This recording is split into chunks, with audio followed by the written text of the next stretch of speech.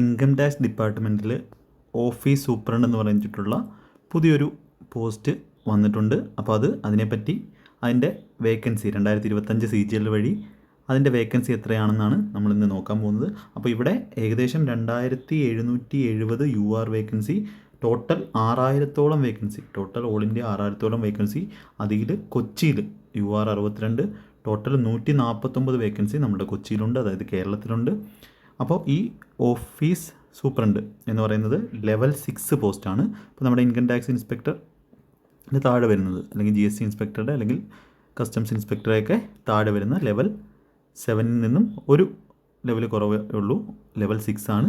അപ്പോൾ നമ്മളുടെ income tax ഡിപ്പാർട്ട്മെൻറ്റിൽ നിന്ന് അറിയാൻ കഴിഞ്ഞത് അവിടെ നമ്മളുടെ സീനിയർ TA വർക്ക് ആയിട്ട് എന്ത് ചെയ്തിട്ടുണ്ട്, ഇപ്പോൾ ഇതിനെ മെർജ് ചെയ്തിട്ടുണ്ട്.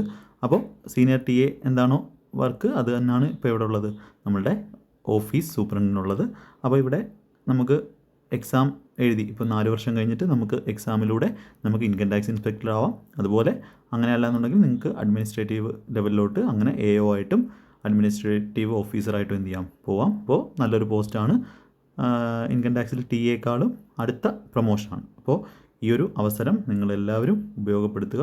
ബാക്കി ട്രാൻസ്ഫറും കാര്യങ്ങളും എല്ലാം നമ്മളുടെ TA ടാക്സ് അസിസ്റ്റൻ്റ് എങ്ങനെയാണോ ഉള്ളത് അതുപോലെ തന്നെയാണ്. അപ്പോൾ കേരളത്തിൽ കിട്ടിക്കഴിഞ്ഞാൽ നിങ്ങൾക്ക് അത്യാവശ്യം നല്ല സാലറിയോടെ നല്ല രീതിയിൽ ഓഫീസ് വർക്ക് തന്നെ ആയിരിക്കും.